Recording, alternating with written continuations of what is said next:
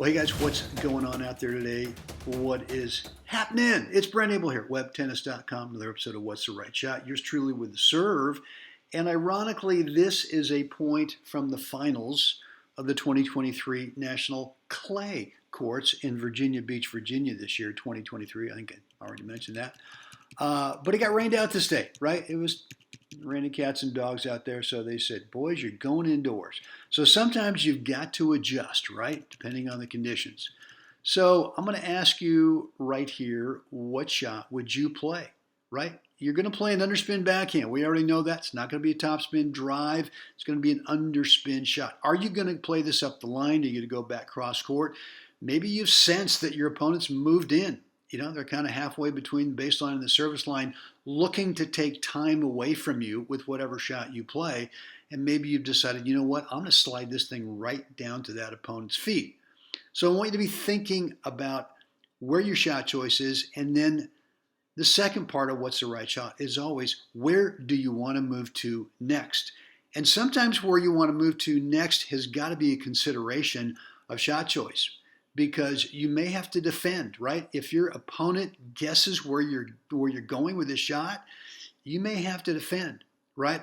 But the other thing too is next best court position can always enhance your shot choice, right? Where do you want it to land over there? So let me take this through real time, and then I want to talk to you about two things. Number one, a little swing tech. A little swing tech thing for you, and then number two, I want to talk about your target.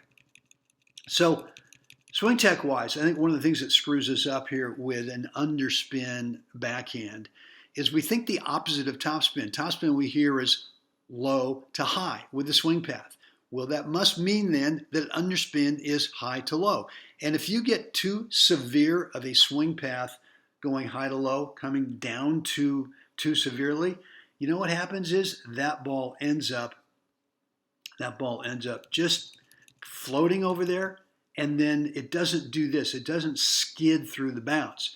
And the beauty of the skid is that even if your opponent guesses where you're going, right? If they guess that you're going up the line with this thing, now they have to deal with a low skidding ball and not that floater that sits up. So what's the swing tech part here? Make sure that you have more of a linear swing path. And the way that you get the spin is not so much high to low, but in fact, what I do is I just open up the racket face with a continental grip. That naturally opens it up. And from there, you can have much more of a slight high to low swing path and more of a linear finish out in front. And there you have it. Okay? All right. Hope that's been helpful. Now, look, number two is going to be target. And my good buddy, Dave Sievertson, who lives here in the desert, year after year, always one of the top players, not only in the country, but also in the world in his age group. And he was just telling me all year long, on this up the line, take the line out of it. So we hear up the line. What do we think? Well, at least for me, what I was thinking too much is up the line meant, well, we got to be somewhat close to the line, not literally maybe on the line. But if you're a hair late and your target is just inside the line and you're here late, what happens? The ball it drifts into the alley. So he just said, look, take the line completely out of your choice, out of your shot choice where you want the ball to land over there. And even if that guy has to deal with this, if he guesses it and then has to deal with it, you're going to be in good shape. So those are two things right there I want you to be thinking about with your underspin, slice, skidder, whatever you want to call it, backhand.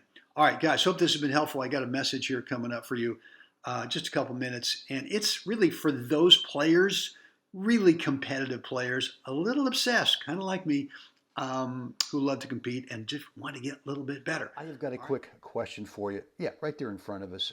Are you a competitive tennis player? Meaning, you're playing some tournaments once in a while, maybe some league stuff, or just some serious regular practice matches that you really want to get the win in. Yet, there's still some nerves, maybe some anxiety, and just feeling tight from time to time.